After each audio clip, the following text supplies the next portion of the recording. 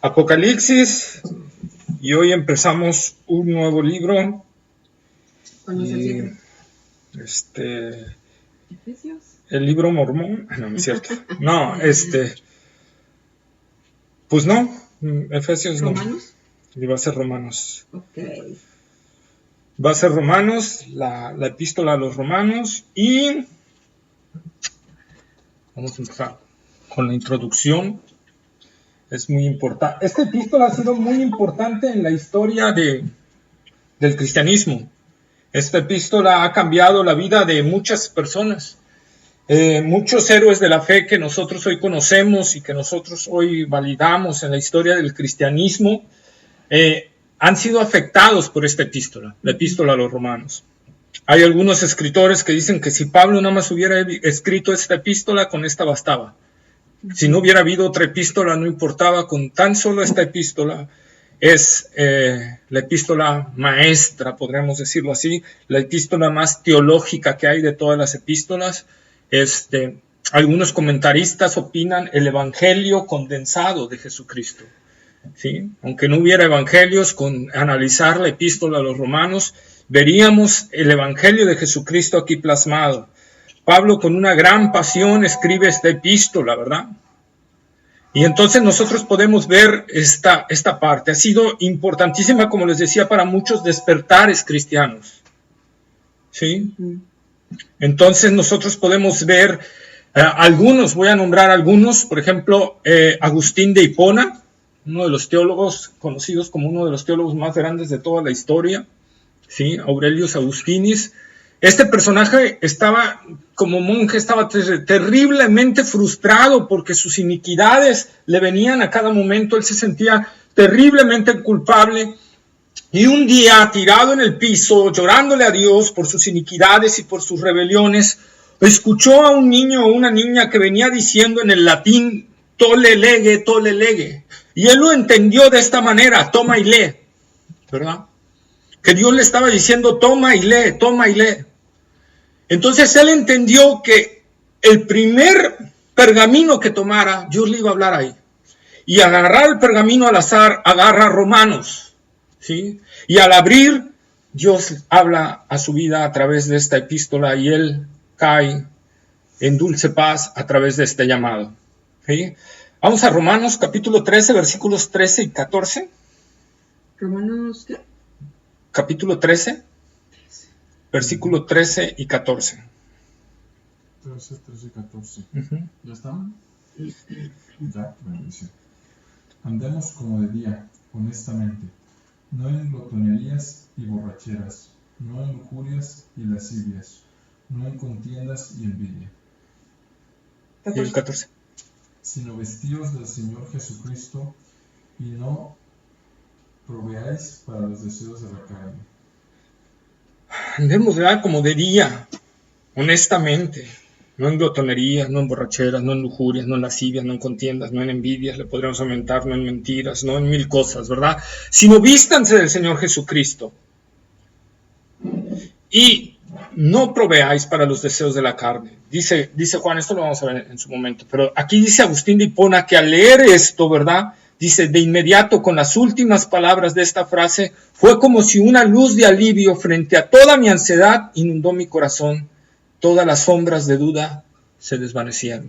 En la parte donde dice, más sino vestíos del Señor Jesucristo y no proveáis para los deseos de la carne. Y aquí hay un punto importante. Déjate vestirte del Señor Jesucristo, y al vestirte del Señor Jesucristo, los apetitos de la carne van a ser controlados. Eso es lo que está diciendo. Porque Agustín de Hipona no sabía cómo controlar los apetitos de su carne. Luchaba contra sus deseos malignos, luchaba contra su lujuria, contra su lascivia, luchaba contra muchas cosas, y él por eso se desesperaba delante de Dios porque no lograba avanzar en su vida cristiana. Cuando encontró estas palabras, al tomar ese rollo y encuentra estas palabras, sino vestidos del Señor Jesucristo, él de inmediato dice que encontró dulce paz. Dice en otra parte, es como si volviera a nacer. Como si hubiera vuelto a nacer en ese momento, ¿verdad? ¿Sí? Otro hombre que también muy conocido, y esto lo conocemos un poquito más quizá, en 1515 este hombre es impactado por esta epístola y este nombre es Martín Lutero. Martín Lutero ansiaba grandemente entender la carta de Pablo a los romanos, ¿verdad? Pero él tenía el concepto de la justicia de Dios, ¿verdad? Él tenía el concepto de Dios cuando entendía en Romanos, que la vamos a ver varias veces esa palabra justicia de Dios, él venía a su mente a un Dios con un látigo en el trono y que aplicaba su justicia y el castigo y el dolor y todo. Entonces él lo tenía así y él no sabía entonces cómo expresarse hacia ante Dios porque tenía miedo al castigo. ¿Sí? Ansiaba grandemente entonces entender esto, ¿verdad? Pero cuando empezó a leer y a meditar en esta epístola, ¿verdad? Él llegó a entender que la justicia de Dios a lo que se refería era la obra de Cristo en la cruz del Calvario. Que no era una cuestión de castigo, sino una cuestión de sacrificio que Cristo hizo por nosotros. Y entonces que es toda la justicia de Dios se satisfació ahí, en la cruz del Calvario. ¿Sí? Y dice Martín Lutero, antes yo tenía odio contra Dios por esto. Cuando entendí que la justicia de Dios es que Cristo murió por mí en la cruz del Calvario, ese odio se transformó en dulce paz, ¿verdad? En dulce paz, en dulce amor, ¿verdad? Veamos, por favor, Romanos 1:17.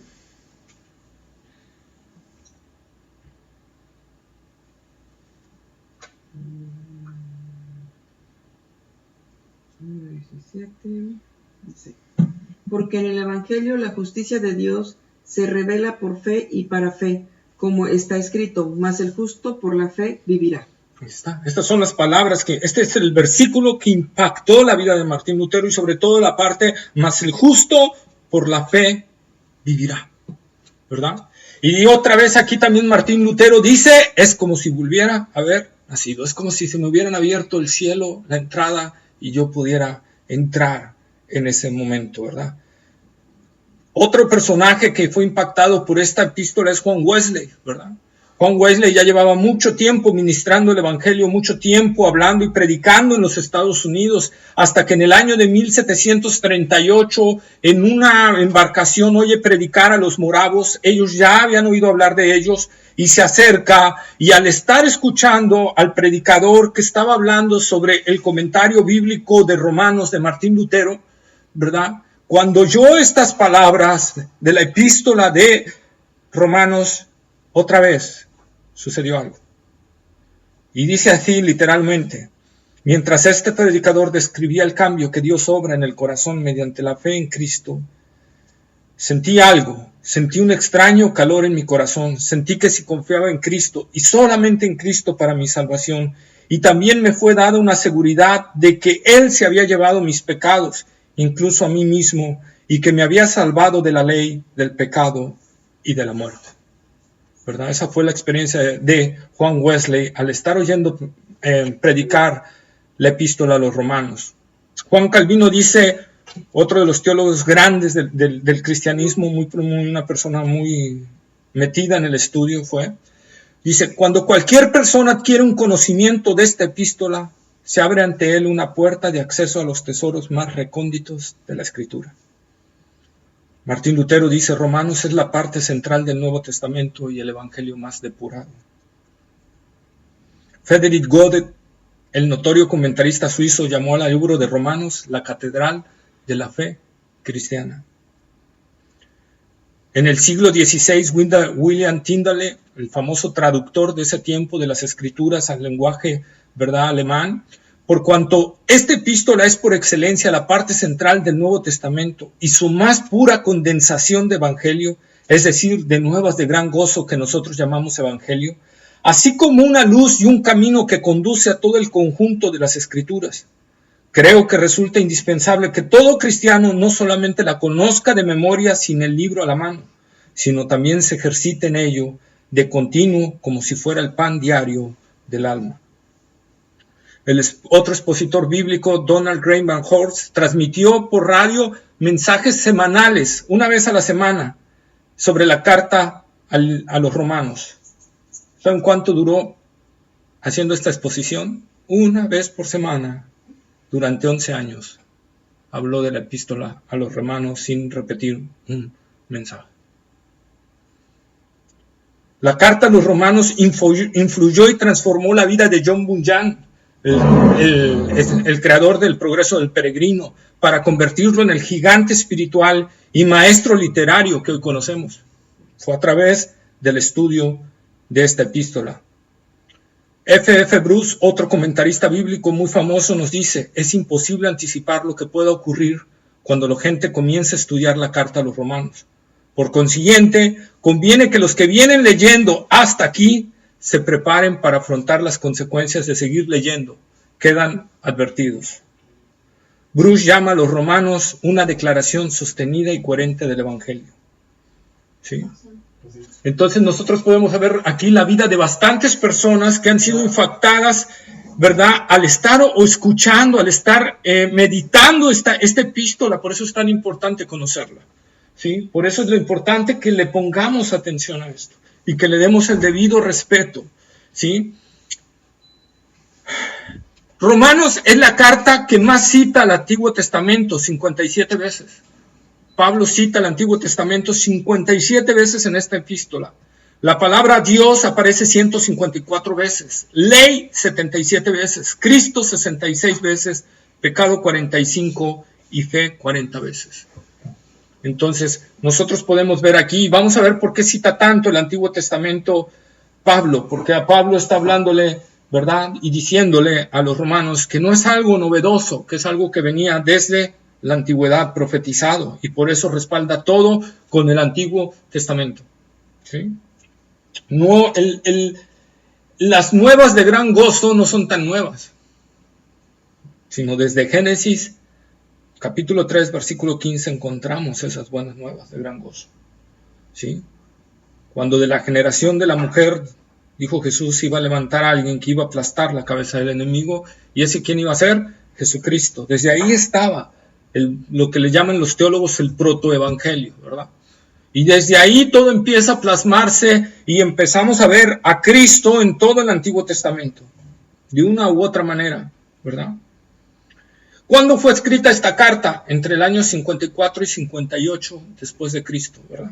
Antes de que Pablo saliera rumbo a Jerusalén para llevar la ofrenda para Pentecostés, para la iglesia necesitada de Jerusalén.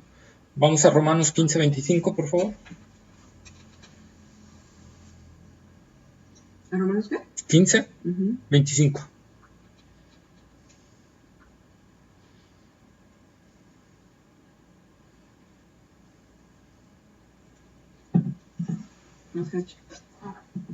Porque Macedonia y Acaya tuvieron a bien hacer una... No, 15:25. Sí. Mas ahora voy a Jerusalén para ministrar a los santos. ¿Verdad? Entonces, antes de que Pablo saliera ahí a Jerusalén, él escribió esta carta, ¿sí? Para poder llegar antes de Pentecostés. Y quizá en su tercer viaje misionero y visita a Corintio, es desde donde escribe esa carta. Desde Corinto escribe la epístola a los romanos. ¿Cuál es el propósito de Pablo al escribir esta epístola? Pablo quería hablar a la iglesia de Roma para darle la enseñanza apostólica, debido a que ningún apóstol los había ministrado. Ningún apóstol les había hablado de Cristo. Ningún apóstol les había dado la doctrina apostólica. Por lo tanto, Pablo quería llegar ahí para darles eso, la autoridad apostólica y las doctrinas en las que necesitaban ser edificados. Se cree que la iglesia romana, la iglesia en Roma, fue fundada por hombres que fueron a Pentecostés, cuando Hechos capítulo 2, cuando descendió el Espíritu Santo, ¿verdad? Y todos oyeron hablar en sus propias lenguas las maravillas de Dios. Esa gente que regresó a Roma se unió y formó una iglesia, es lo que se cree. Contrariamente a lo que dice la iglesia católica, que la iglesia en Roma fue fundada por Pedro, esto contradice la misma escritura, ¿verdad? ¿Por qué? Porque Pablo dice que él no le gustaba y no iba a ir a un lugar donde otro ya fuera, donde otro apóstol ya hubiera incursionado. A Pablo no le gustaba entrar donde otro ya estaba haciendo algo. ¿Sí? Esto es lo que Pablo decía, ¿verdad? Entonces Pablo quería ir a edificar la iglesia. Y también quería ir para ver si lo podían apoyar, ¿verdad? En recursos. ¿Para qué? Porque Pablo quería ir a España a predicar, abrir esa zona que no estaba abierta para el evangelio todavía. Pablo quería abrir brecha ahí donde todavía ningún apóstol había llegado. Pablo quería ir ahí. Y de Jerusalén a España, Roma quedaba 2/3 de camino. Es decir, nada más le faltaría 1/3 para llegar a España, ¿no? Entonces Pablo sabía que ahí era su punto 1 de reposo, 2 de ayuda y confort y de ánimo, de oración. Por eso en algunos momentos vamos a ver, pide oración Pablo, ¿sí? Y de sostenimiento también, para poder llegar con todas las fuerzas a abrir brecha a ese lugar. Al parecer no alcanzó a llegar a España, ¿verdad? ¿Sí? Porque ya Pablo había inundado toda, ¿qué dice? Toda Asia. Vamos a Romanos 15, 19, por favor. 15, 19. Sí. Vas, Kikín. Con potencia de señales y prodigios en el poder del Espíritu de Dios, de manera que desde Jerusalén y por los alrededores hasta Ilírico, todo lo he llenado del Evangelio de Cristo. Ahí está, ¿verdad? Entonces casi toda Asia Pablo ya la había llenado del Evangelio de Cristo, ¿verdad? Entonces ya Pablo quería abrir otros lugares. Se calcula que al final del periodo apostólico había entre 800 y 500,000 cristianos ya en todo el imperio romano. ¿Sí? Entonces, por favor leamos Romanos 15, 20.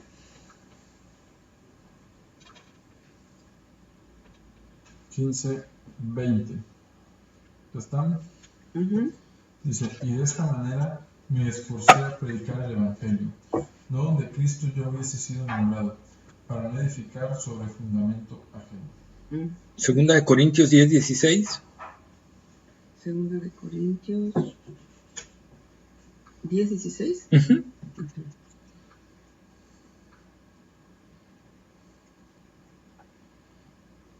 Y que anunciáremos el Evangelio en los lugares más allá de vosotros, sin entrar en la obra de otro para gloriarnos en lo que ya estaba preparado. Ahí está, ¿verdad? Entonces lo que les decía, contrariamente a lo que dice la tradición católica, de que Pedro fundó la iglesia en Roma, contrario a lo que dice la Escritura. A Pablo no le gustaba entrar donde ya un apóstol estuviera trabajando.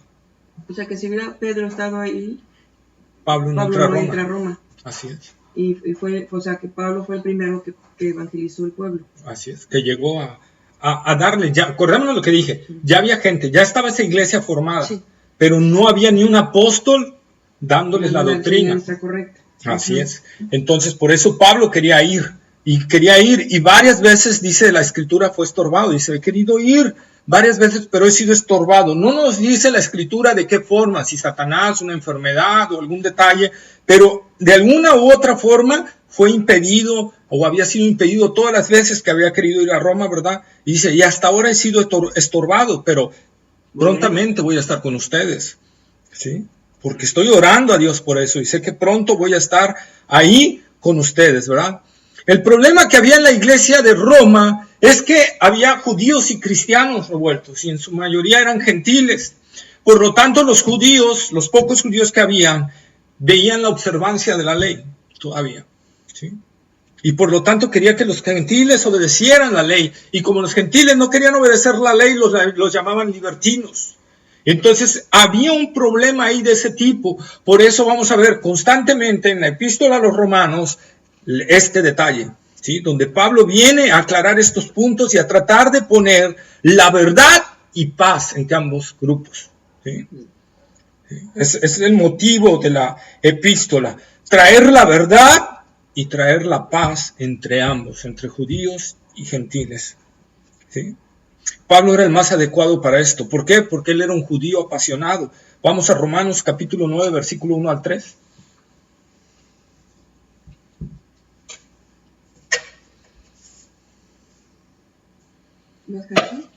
Verdad digo en Cristo, no miento, y mi conciencia me da testimonio en el Espíritu Santo, que tengo gran tristeza y continuo dolor en mi corazón. Continuo dolor en mi corazón, porque deseará yo mismo ser anatema,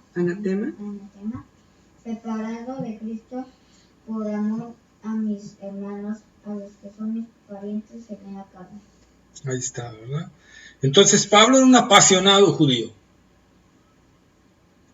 Y también tenía ciudadanía romana y fue puesto por Jesucristo como apóstol a los gentiles, ¿verdad?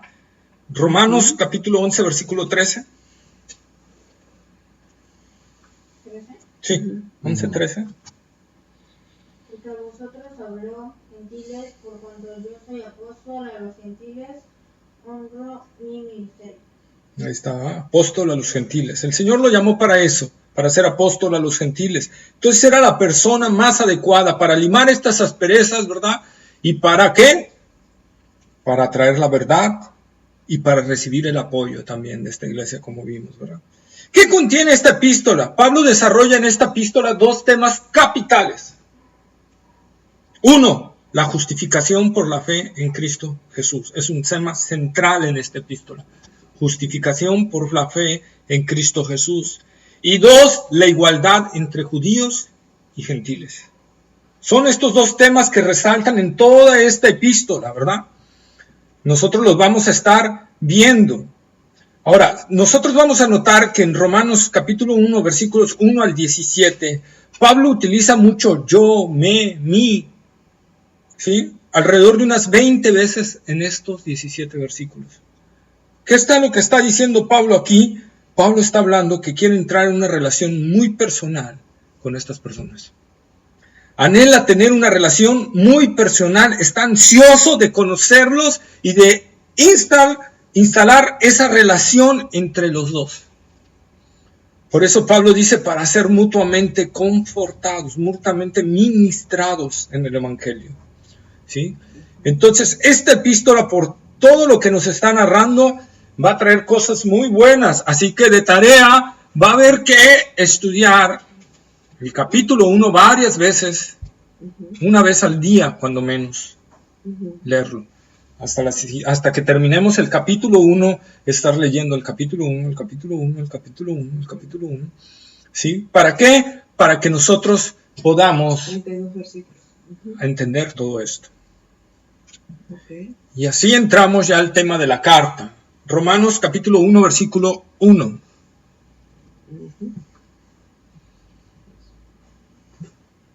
Romanos 1:1 dice: Pablo, siervo de Jesucristo, llamado a ser apóstol, apartado para el Evangelio de Dios. Ahí está, ¿verdad? Pablo, siervo de Jesucristo. Aquí vamos a empezar con algo interesante. Pablo. Si nosotros nos fuéramos a Hechos, vamos a ver que en parte de Hechos lo llama Saulo y después lo llama Pablo, la escritura, ¿verdad? ¿Qué pasó ahí realmente en la cuestión de Pablo? ¿Pablo se puso otro nombre o qué pasó? El erudito A.T. Robertson dice que en realidad Pablo tenía los dos nombres desde siempre. Siempre se llamó Saulus Paulus, o sea, Saulo Pablo. ¿Por qué? Porque él tenía las dos ciudadanías, la ciudadanía judía y la ciudadanía romana. Entonces lo más conveniente es que tuviera un nombre judío y un nombre romano. Entonces eso es lo que estaba atestiguando. Entonces cuando Saulo es llamado por Cristo Jesús al ministerio de los gentiles, él deja de utilizar su nombre judío y toma el nombre gentil que tiene. ¿Para qué? Para darle más fuerza a su ministerio gentil. ¿Sí? No es que Pablo, porque en ningún lugar de la escritura nos habla que Pablo se cambió el nombre o que Cristo le cambiara el nombre, como el caso de Cefas, ¿verdad? También algunos apóstoles les cambió el nombre, ¿no? Sí, a Cefas. Sí, ajá. Pedro. No todos, pero sí, por ejemplo, a Pedro le cambió, o sea, era Simón, ahora será llamado Pedro, ¿verdad? Entonces hubo un cambio ahí de nombre. ¿Sí? Nosotros podemos ver, pero aquí en el caso de Pablo no vemos en ningún lugar que le cambie el nombre. Entonces adquiere gran fuerza lo que dice este erudito, ¿no? Que Pablo tenía esos dos nombres porque tenía las dos ciudadanías. Y para poder, ¿verdad?, contrarrestar las dos, pues uno tenía un nombre judío y el otro tenía un nombre gentil. ¿Sí? Entonces dice Pablo, siervo de Jesucristo. La palabra aquí en griego es doulos, que literalmente significa esclavo, porque para siervo la palabra griega es desmíos. ¿Ok? Así que la traducción literal de esta parte es Pablo, esclavo de Jesucristo.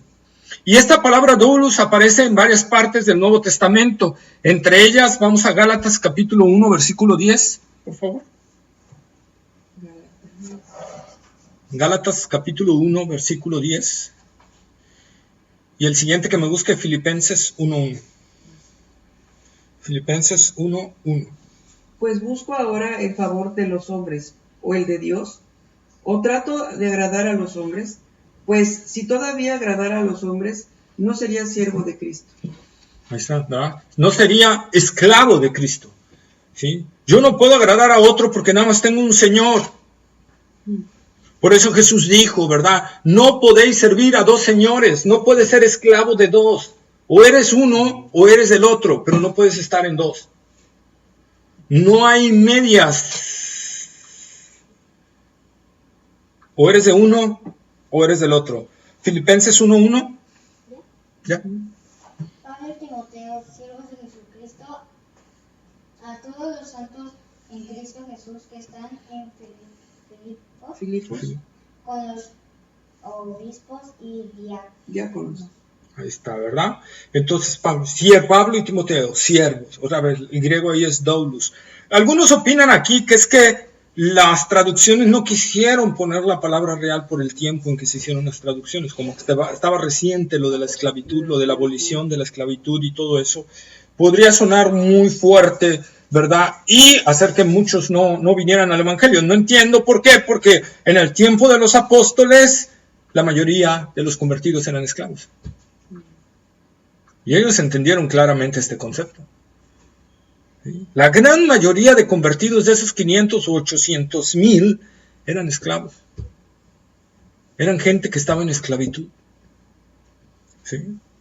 Y esa es la parte nosotros que tenemos importante. El doctor Francisco La Cueva comenta, este es el título honorífico en el que se gloría el apóstol y que le sirve de nombre primero. Pablo, esclavo de Jesucristo. Antes de apóstol, Pablo dice esclavo de Jesucristo. Es su título honorífico, su título en el cual él, como dijera alguien ahí, se enorgullece. Soy un esclavo del Señor. Más que apóstol. ¿Sí? Así Pablo se introduce a la iglesia, ¿verdad?, de Roma como un hombre comprado por Jesucristo. Como un hombre comprado. Recordémonos que la palabra de Dios dice que hemos sido comprados por la sangre de Jesucristo. Y esto evoca al mercado de esclavos, ¿verdad? Cuando los esclavos eran puestos adelante y venía un señor y decía, quiero ese, quiero aquel, ¿cuánto por esos? ¿Sí? A eso está evocando la Escritura cuando dice, hemos sido comprados con la sangre de Cristo. Nosotros éramos esclavos de un amo llamado pecado. Y el pecado nos tenía bajo su régimen y bajo su poder y autoridad. Pero Cristo llegó y dijo, este y este los pago con mi sangre. Dejamos de ser esclavos del pecado, pero ahora somos esclavos de Jesucristo. La diferencia es abismal, porque de tener a un amo terrible, posesionista, vengador, destruidor, ahora tenemos un amo lleno de amor, de gracia y de misericordia, al cual le debemos obediencia, sí, pero es un amor increíble el del Señor y es un Señor que se deleita en la misericordia. Esa es la gran ventaja que tenemos hoy en día en el Evangelio. ¿Sí? Así Pablo dice, que nos está diciendo, yo no tengo derechos, solo tengo obligaciones. ¿Sí? Vivo para agradar y para obedecer a aquel que me rescató y me salvó y me compró con su sangre preciosa, ¿verdad? Según un comentarista, Harris, la palabra doulos aparece 124 veces en el Nuevo Testamento. Y en su forma compuesta sin doulos, otras 10 veces, perdón. La forma verbal, o sea, otra variación, otras 8 veces.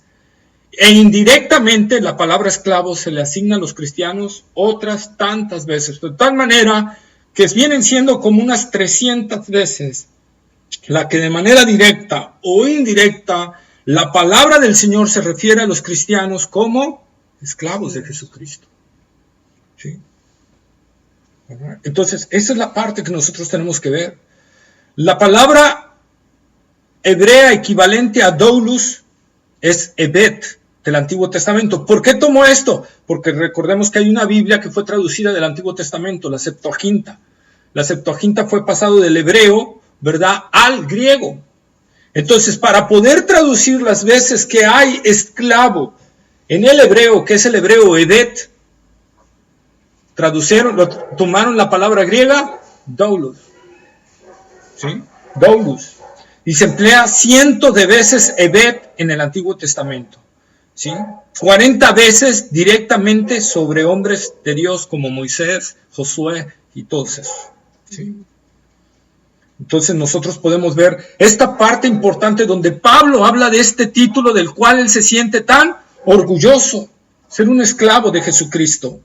Algunos creen que Pablo lo utilizaba en un término de servicial, pero si nosotros vemos y analizamos las veces que Pablo habla de esto, vamos a ver que es diferente. Primera de Timoteo, capítulo 1, versículo 15, por favor.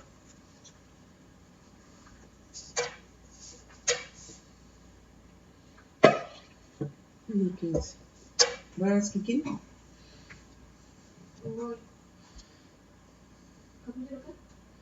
1:15. 1:15. Primera de Timoteo 1:15. Palabra fiel y digna de ser recibida por todos, que Cristo Jesús vino al mundo para salvar a los pecadores, de los cuales yo soy el primero. Ahí está, ¿verdad? Palabra fiel y digna de ser recibida por todos, que Cristo Jesús vino al mundo para salvar a los pecadores, de los cuales yo soy el primero. Pablo no está diciendo yo fui el primero en ser salvado, porque sería absurdo. Ya hubo otros. Antes de que Pablo fuera salvado hubo otros salvos. ¿A qué se está refiriendo Pablo con yo soy el primero? Yo soy el más pecador de todos esos. A mí, el más grande pecador, me salvó. Y soy una muestra de que Cristo vino a salvar a los pecadores. Porque si me salvó a mí, ¿a quién no puede salvar el Señor? ¿Sí? Primera de Corintios, capítulo 4, versículo 1.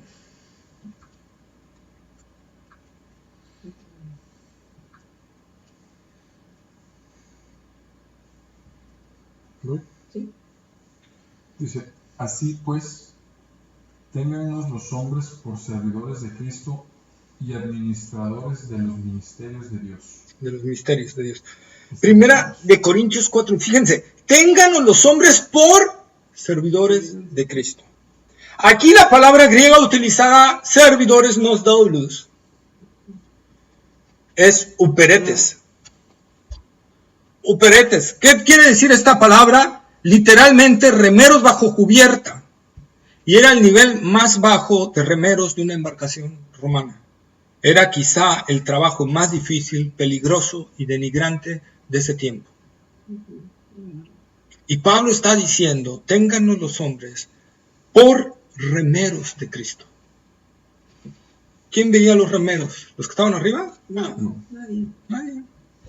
Entonces eso es lo que está diciendo Pablo aquí. Por lo tanto, Pablo estaba utilizando la palabra doulos en su sentido total de esclavo. ¿Sí? Qué interesante ver esta acción de Pablo, ¿verdad? Leamos Juan capítulo 5, versículo 22 al 23.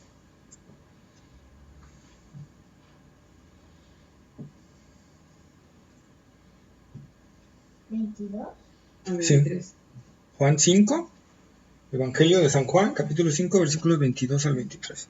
Porque el Padre a nadie juzga, sino que todo el juicio dio al Hijo, para que todos honren al Hijo como honran al Padre. El que no honra al Hijo, no honra al Padre que le envió. Ahí está, ¿verdad? El nivel que pide y que da Dios a su Hijo. Total. Así como me honran a mí, así lo tienen que honrar a Él. ¿Cómo honraban los antiguos al Padre? Como Dios, como Dios, con obediencia, con temor, con reverencia, ¿verdad? Con solicitud. Sabían que si se negaban a algo, entonces el Padre dice, así que como honran al Padre, así honren al Hijo. Entonces está hablando de ese nivel precisamente. Que Él es Dios y nosotros somos sus esclavos. Suena difícil esta palabra, yo lo sé que suena duro, pero es para que entendamos el nivel de obediencia que le debemos de tener a Dios. Que si Él dice algo, yo no debo de dudar en cumplirlo.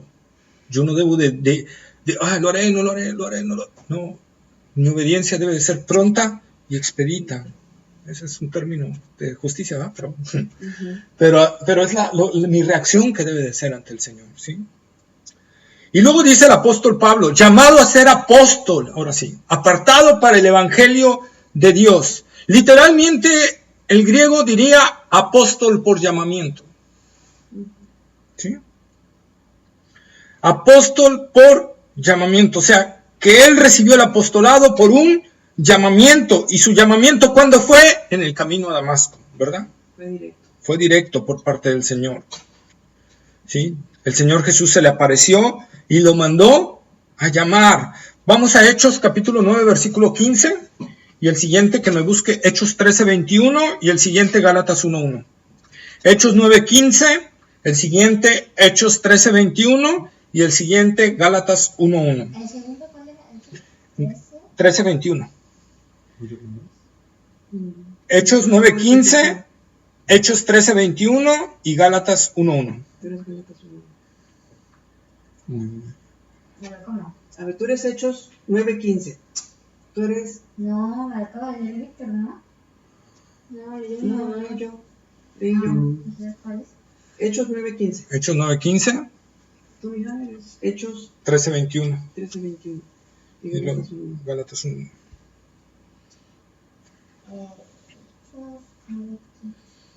El Señor le dijo, ve porque instrumento escogido me es para llevar mi nombre en presencia de los gentiles y de reyes y de los hijos de Israel.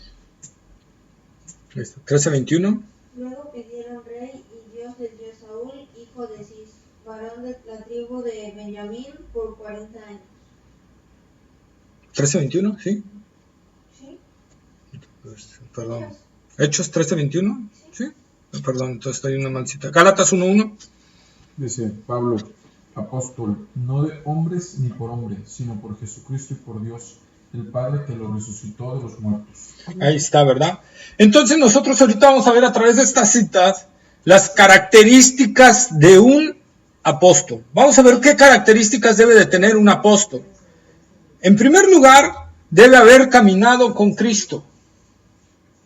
Debe haber caminado con Cristo durante su vida terrenal. Hechos capítulo 1, versículo 21 al 25. Hechos 1, ¿de? 21 al 25. Okay.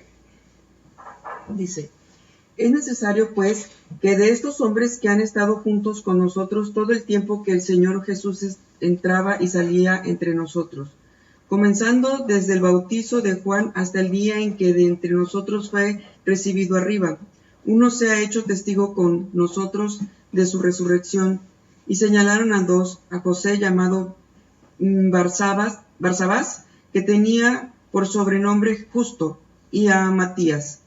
Y orando dijeron, tú Señor que conoces los corazones de todos, muestra cuál de estos dos has escogido, para que tome la parte de este ministerio y apostolado, de que cayó Judas por transgresión para irse a su propio lugar.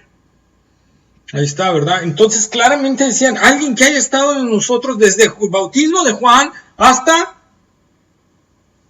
¿La resurrección? la resurrección. Uh-huh.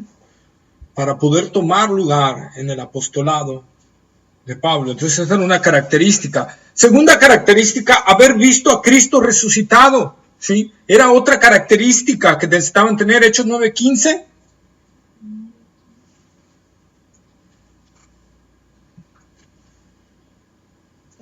¿Ya? El Señor le dijo: ve, porque instrumento escogido me es para llevar mi nombre en presencia de los gentiles y de reyes y de los hijos de Israel. Ahí está, ¿verdad? Entonces ese es el llamamiento. Pablo vio ahí a Cristo resucitado. 1 Corintios 15:8.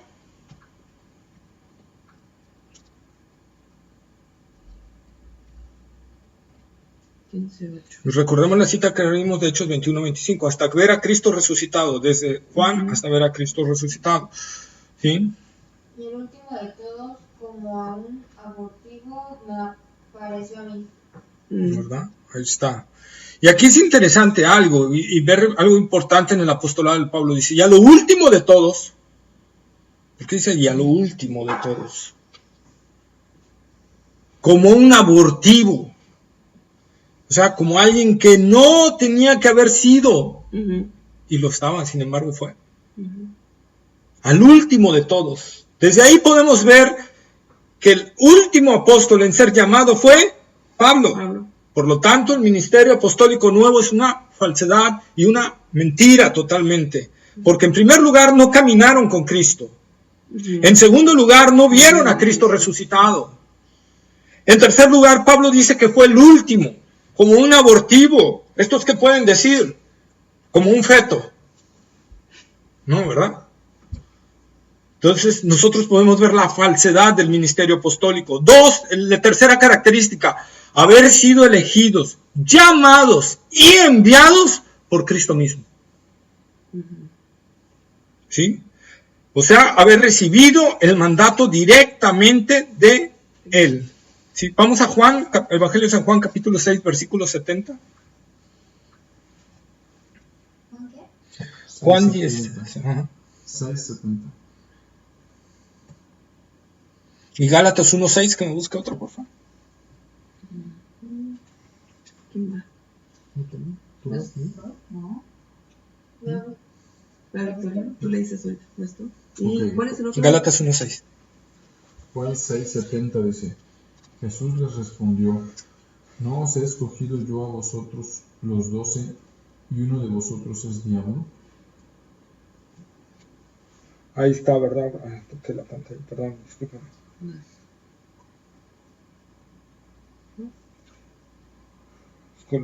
Se me fue. Yo he escogido, dice el Señor Jesús. Yo los he escogido a ustedes, a los apóstoles. Y uno de ustedes es diablo. ¿De quién estaba hablando? De Judas. Pero aún así lo escogió a él.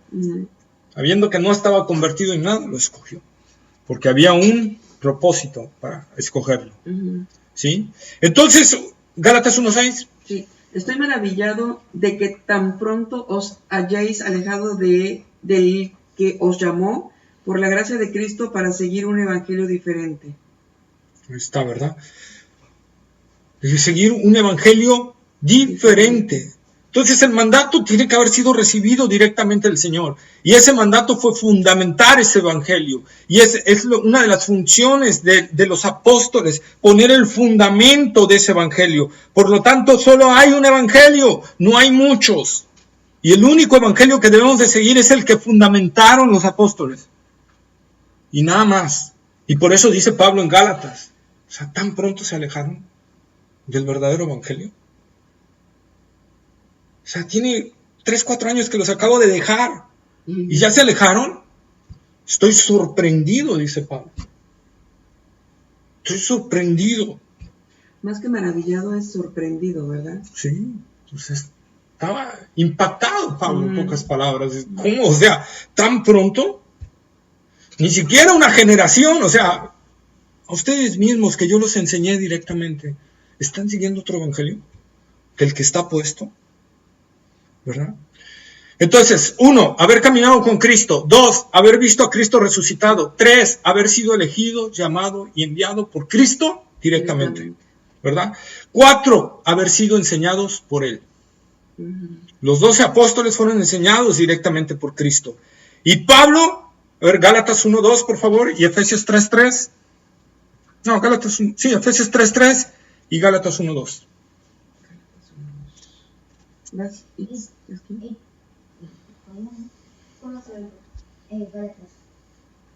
Gálatas 3.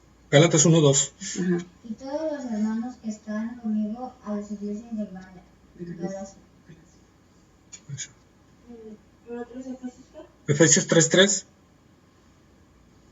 Que por revelación me fue declarado el misterio como antes lo es Cristo brevemente. ¿Verdad? Que por revelación me fue, ¿qué? Revelado el Evangelio.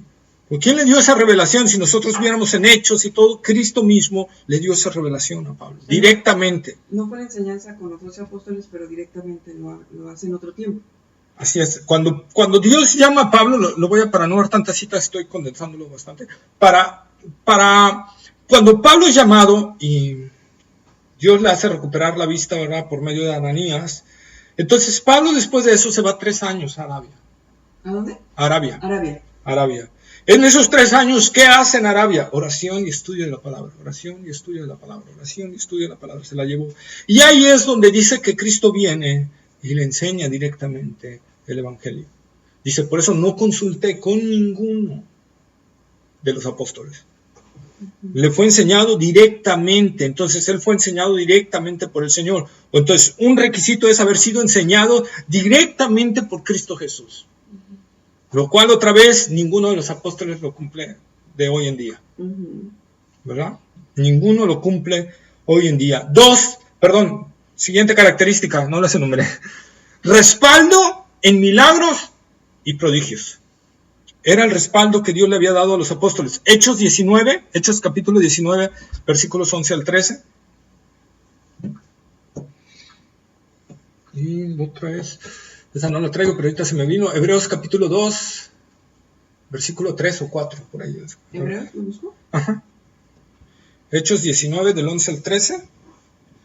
Y Hebreos capítulo 2, versículo 3 o 4, que dice que de milagros.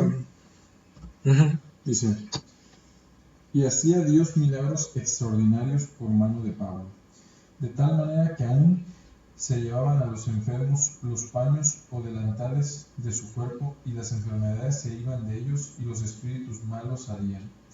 Pero algunos de los judíos exorcistas ambulantes intentaron invocar el nombre del Señor Jesús sobre los que tenían espíritus malos, diciendo, os conjuro por Jesús, el que predica Pablo. 4.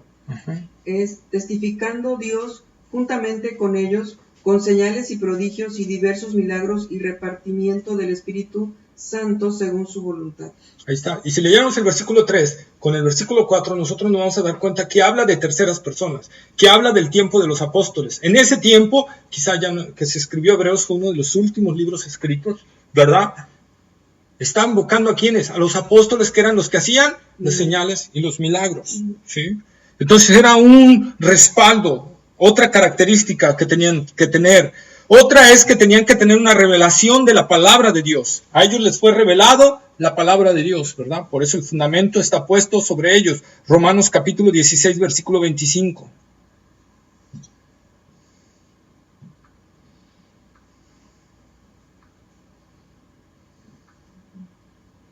Y el texto puede confirmarnos, según mi evangelio, la perdición de Jesucristo, según la revelación del ministerio que se ha mantenido oculto desde tiempos eternos. ¿Verdad? Entonces a Pablo le fue revelada esa parte, ¿sí? Nosotros podemos verlo, Romanos 16, 25. Y otra característica, o sea, revelación de la palabra de Dios. Y otra característica que levantaban iglesias, ¿sí? Esa característica podrían tenerla los de hoy en día, ¿verdad? Sí. Es así. Pero necesitan tener las demás. ¿Por qué ya no pueden tener una revelación de la palabra de Dios? ¿Por qué Dios ya no les puede revelar palabra? Hebreos capítulo 1, versículo 1 y 2.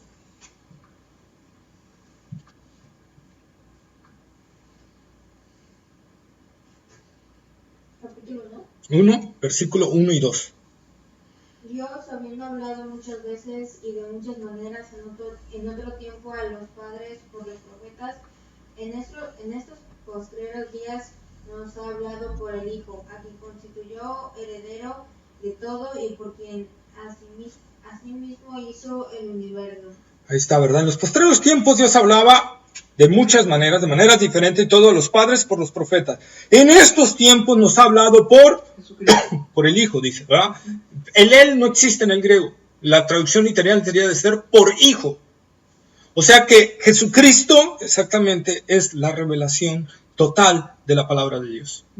Por lo tanto, todo lo que fue escrito de Jesucristo fue escrito por los apóstoles. Por lo tanto, ya no hay nueva revelación. Es que Dios me reveló algo nuevo. No, ya no hay nueva revelación, porque ya todo fue revelado.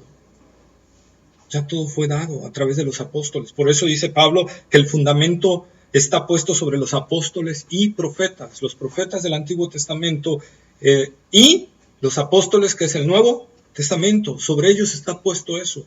Entonces ya no puede haber nueva revelación. Ya no hay. Ya todo fue revelado.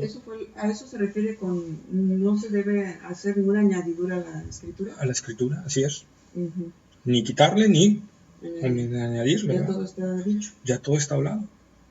Aunque aparecieran libros antiguos, o sea, no nuevos, sino antiguos que no estuvieran revelados todavía.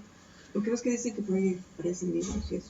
Sí, hay un montón de libros que están apareciendo, ¿verdad?, de la antigüedad, pero ojo, para ser libro inspirado por el Señor, necesitas de venir de un apóstol, o estar bajo la cobertura de un apóstol. ¿Sí? Entonces, esa es la parte por la cual el Señor está revelando. Por ejemplo, Marcos no fue un apóstol, pero Marcos escribió el Evangelio de Marcos bajo la supervisión de Pedro, el apóstol. Fue un discípulo de Pedro, de Pedro. Marcos fue un discípulo de Pedro. Entonces, nosotros podemos ver esa autoridad. Lucas no fue un apóstol, pero Lucas fue un discípulo de Pablo. Siempre estuvo pegado a Pablo, bajo la supervisión de Pablo. Entonces, eso le da la autoridad. Timoteo. De escribir. Timoteo, Tito. Bueno, Timoteo lo escribe Pablo, ¿verdad? Timoteo lo escribe Pablo. Tito también. ¿Quién sería otra? Hebreos no se sabe bien quién la escribió. Unos opinan que Pablo y otros opinan que pudo haber sido Lucas y otros que Apolos, ¿verdad? No sabemos. Hay, para cualquiera de los tres hay apoyo en la misma epístola. Quizá los tres la escribieron. No podríamos decir, ¿verdad? Pero sí, la autenticidad de eso recaía en esa parte, en que viniera respaldado por un apóstol. Para eso necesitamos ver por cómo se formó el canon, cómo es que eligieron los escritos esos, por qué rechazaron otros escritos, por la dudosa autenticidad que tenían, por la dudosa proveniencia de que realmente hay algunos escritos aparentemente de un apóstol que fueron rechazados. ¿Por qué? Porque al estarlos examinando dudaron de si realmente lo escribió ellos. Recordémonos que en Colosenses Pablo Pablo dice, no sean engañados ni por cartas como si vinieran de nosotros. Entonces Pablo estaba hablando que había falsos maestros que llevaban como, mira, esta es la carta de Pablo, nos la escribió y nos las mandó a ustedes. Entonces por eso muchos escritos también se rechazaron. ¿Por qué? Porque había falsedad dentro de ellos. Entonces, estudiar todo eso nos hace conocer mucho lo de la palabra de Dios. Por eso muchos escritos fueron rechazados en la antigüedad. ¿Sí? Y se formó así el canon, y el canon se formó ¿por qué? Precisamente con escritos, que su autenticidad, y en base a su escritura y todo eso, se aseguraban de que fuera un apoyo apostólico, ¿no? ¿Ok? A ver, otra característica que es así, no la encuentro en ningún apóstol de ahorita. Bueno, de por sí las otras tampoco, más que la de levantar iglesias. Pero en 1 Corintios capítulo 4, versículos 9 al 13, y ahí ustedes clarito lo van a ver. 9 al 13. 9 al 13. 1 Corintios 4, del 9 al 13. ¿Quién va? ¿Quién va? Ya ni sé. No sé. Voy yo. Porque según pienso, Dios nos ha exhibido a nosotros los apóstoles como postreros, como sentenciados a muerte. Pues hemos llegado a ser espectáculo al mundo, a los ángeles y a los hombres. Nosotros somos insensatos por amor de Cristo, vosotros prudentes en Cristo, nosotros débiles, mas vosotros fuertes, vosotros honorables, mas nosotros despreciados. Hasta esta hora padecemos hambre, tenemos sed, estamos en desnudo, somos abofeteados y no tenemos morada fija. Nos fatigamos trabajando con nuestras propias manos, nos maldicen y bendecimos, padecemos persecución y la soportamos. Nos difaman y rogamos. Hemos venido a ser hasta ahora como la escoria del mundo, el desecho de todos. Ahí está, ¿verdad? Ahí está la característica que Pablo dice. Pues no, nada que ver. ¿La encuentran ustedes en los apóstoles de hoy en día? No, ¿verdad? Y una parte importante, aparte de todo lo que dice Pablo, dice, nos fatigamos trabajando con nuestras propias manos. Es decir, los apóstoles trabajaban y predicaban. Nos maldicen, bendecimos. Padecemos persecución, nos difaman, rogamos. Hemos venido a ser la escoria del mundo. ¿Y qué dicen los nuevos apóstoles? Nosotros somos el Dios casi, viviente, ¿verdad? casi. Este mundo. Entonces nosotros podemos ver desde ahí su falsedad en el ministerio apostólico, que por sí no cumplen con los otros requisitos más que el de levantar iglesias, y añadido a eso, no tienen el carácter de un apóstol, que podríamos decirlo, ¿no? El carácter de un apóstol, ¿sí? Juan fue el apóstol más longevo de todos, fue el que más años vivió. Año 94 se cree que murió después de Cristo, ¿verdad? O sea, fue el último apóstol en vivir, y Pablo fue el último apóstol en ser llamado, ¿sí? Pablo vivió menos tiempo que Juan, pero fue el último en ser llamado, ¿verdad? ¿Alguna duda hasta aquí? No.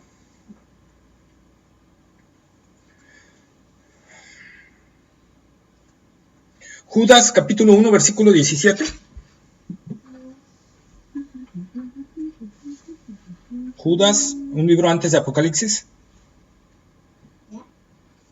17. Sí. Pero vosotros, amados, tened memoria de las palabras que antes fueron dichas por los apóstoles de nuestro Señor Jesucristo.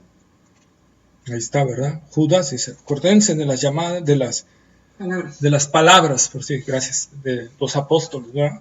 Siempre invocaban a esa parte.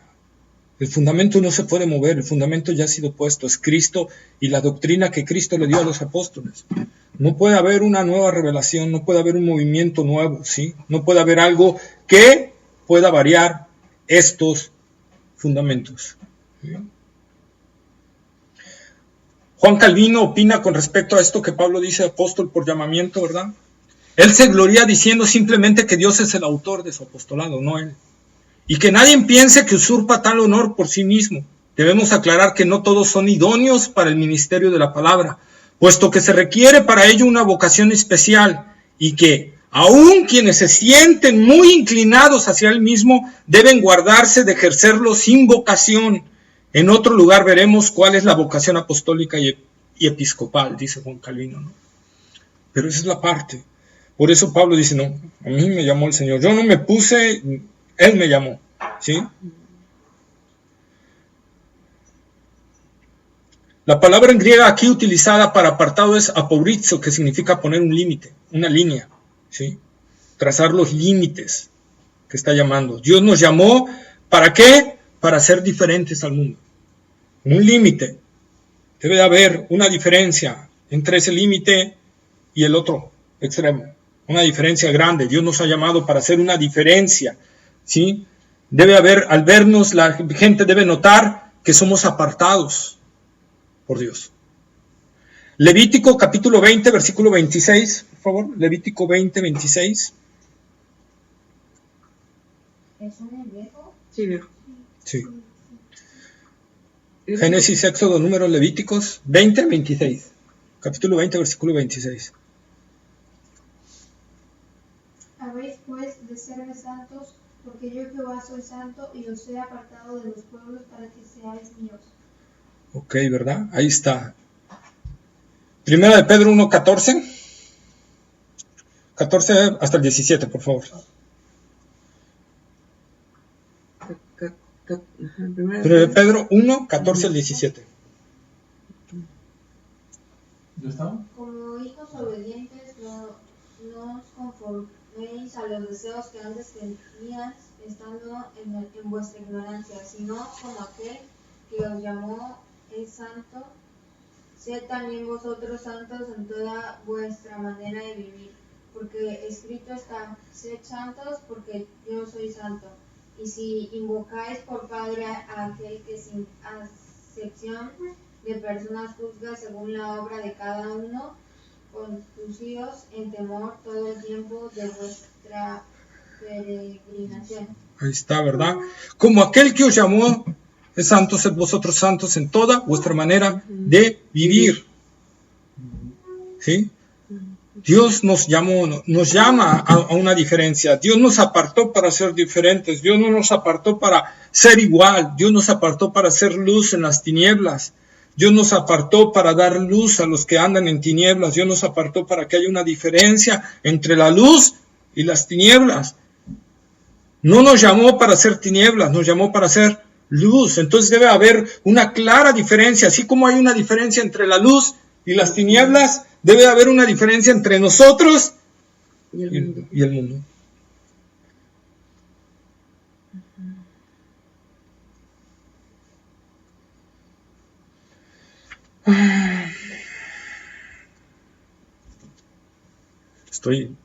Es que estoy haciendo un comentario bíblico mío, pero estoy reduciendo algunas cosas porque algunas cosas son muy técnicas. ¿Sí? Entonces nosotros podemos ver Juan 15, 16, por favor. Y 17, Juan 15, 16 y 17.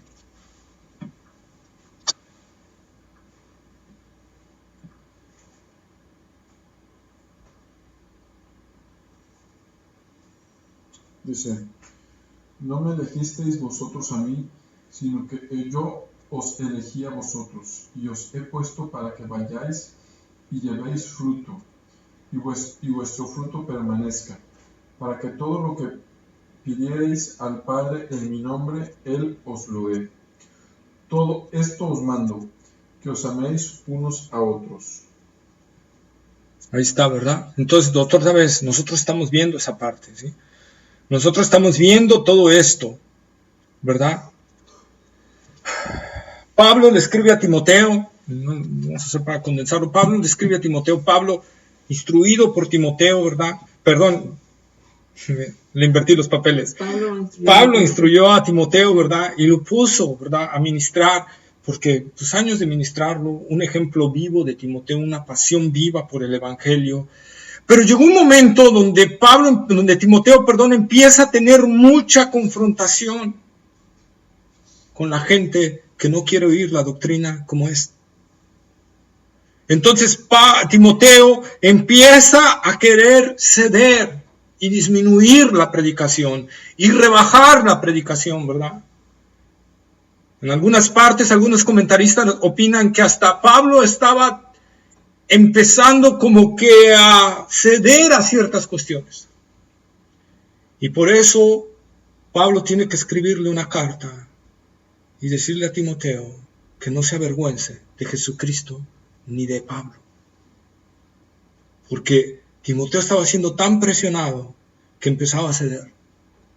Y Pablo le tiene que escribir esa carta y decirle, no te avergüences de dar testimonio de nuestro Señor, ni de mí preso suyo, sino participa de las aflicciones por el Evangelio, Timoteo. ¿Qué es lo que está sucediendo ahorita, no? Que con tal de que no se te vaya la gente, haces cosas que la gente quiere escuchar más, sin embargo no a Jesucristo. Así Él a veces es duro, ¿no? Es justo. Es justo. Y es que esta es la única palabra que nos puede purificar y que nos puede limpiar, es predicar la doctrina verdadera. La única palabra que puede transformar un corazón es la doctrina verdadera. ¿Para qué yo quiero tener 50, 100 gentes aquí y estarle predicando de cosas que quieren oír y que no sea la palabra de Dios? Entonces, como dice Pablo, ya no sería yo ministro de Jesucristo, porque ya estoy queriendo agradar ¿a quién? A los hombres. Entonces ya. Entonces la palabra, predicar y sostenerse en la palabra verdadera, y eso es para todo cristiano, no solo para el ministro, predicar y mantenerse en la palabra verdadera trae consecuencias, trae persecución, trae difamación, trae que la gente se va a levantar contra ti, te va a decir cosas, te van a desamparar, te van a quitar. Como un joven que llegó, ¿verdad? Y le dijo a un pastor, oiga, pastor, se acababa de convertir, y dice, pastor, ¿tengo que dejar a mis amigos? Dice, no, tú no dejes a tus amigos, tú solo sé ejemplo para ellos y háblales de Jesucristo. Si ellos solitos se van a separar de ti, ¿verdad? Esa es la verdad. Eso es cierto. Esa es la verdad.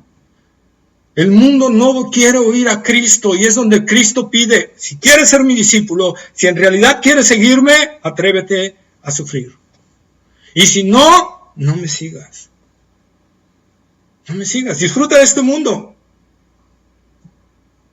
Pero recuerda que después de este mundo que tú disfrutes, hay una condenación eterna.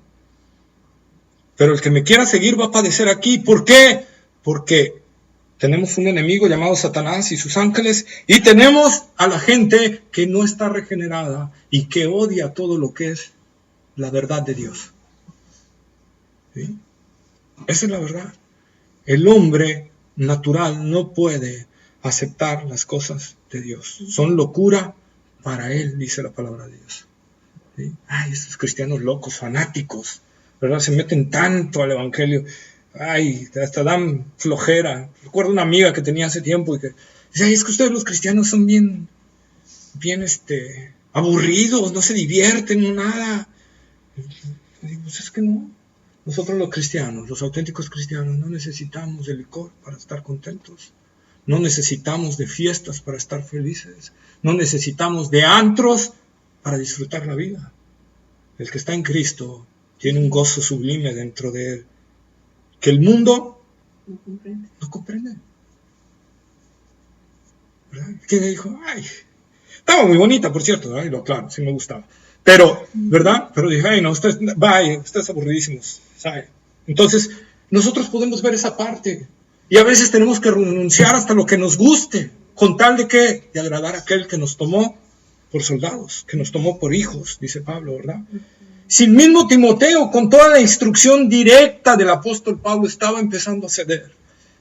Nosotros tenemos que analizar nuestra vida día a día para que ese llamamiento de Dios, ese apartado de Dios, se viva cada día en nuestras vidas. Y si nos estamos desviando, porque nos podemos de repente desviar, de repente distraer en ciertas cosas. Por eso debo de analizar mi vida cada día para ver si estoy caminando por la senda angosta o ya me estoy desviando hacia la senda ancha. Tengo que analizar eso. Tengo que ver si estoy caminando como un apartado del Señor, como un santo. Eso es la palabra santo, también significa apartado. No significa sin pecado, significa apartado. O sea, ha sido apartado. Es como aquel que tiene puros dieces y lo apartan y lo suben a un lugar, ¿verdad? Y está haciendo una diferencia entre los que están abajo y los que están arriba. Lo mismo es con el Señor. Él quiere que tengamos una diferencia y que nos vean como eso, como una diferencia en nuestras vidas, ¿sí? Pues hasta aquí lo vamos a dejar. Ya en la siguiente clase vamos a ver la parte que dice el Evangelio de Dios, ¿sí? Apartado para el Evangelio de Dios. Amén. Vamos a orar. Buen Dios y Padre Santo, Señor, gracias, amantísimo Padre, por tu misericordia, Señor. Gracias, Señor, porque, Señor, tú eres un amo muy bueno, Señor. Sabemos, Señor, que nos pides un nivel de obediencia absoluta, Señor, entregada, pero sabemos que tenemos al mejor de los amos, a un amo que se deleita en amor, que se deleita en misericordia con sus escogidos, que día a día prometió estar con nosotros todos los días hasta el fin del mundo, nunca dejarnos solos, nunca abandonarnos, Señor. Los amos en la antigüedad podían dejar a sus esclavos morirse de hambre, podrían castigarlos hasta la muerte, latiguearlos hasta que cayeran, Señor, sin fuerzas y muriéndose ahí y no tener ni compasión ni nada de ellos. Podrían, Señor, quitarles un miembro sin misericordia, pero tú, Señor, tú eres un amo excelente, tú eres un amo maravilloso, Señor. Un amo que le gusta recompensar a sus esclavos, un amo que le gusta recompensar el nivel de obediencia, Señor. Un amo que se complace en la misericordia para con los suyos, Señor. Un amo que le gusta que a sus hijos, a sus esclavos no les falte nada, Señor. Un amo que está al pendiente de ellos, día y noche. Ese eres tú, mi Dios. Gracias, Señor, porque nos libraste de un amo terrible. Nos libraste de un amo como Satanás y como el pecado, Señor, que señoreaban sobre nuestras vidas y eran crueles y despiadados, Señor, buscando nuestra ruina, buscando nuestra destrucción. Y tú, Señor, a través de la obra de Cristo nos compraste, no con oro, no con plata, sino con la propia sangre de tu propio Hijo, Señor. Gracias, Padre. Ayúdanos a entender esto, Señor. Ayúdanos a entender que para comprarnos hubo alguien que era Dios mismo, Señor, y que dejó todo ese atributo para venir a hacerse un esclavo, meterse en el mercado de esclavos, dejarse atormentar y morir en la cruz del Calvario, para que por su sangre muchos esclavos fueran libertados de esos amos crueles como Satanás y el pecado, Señor.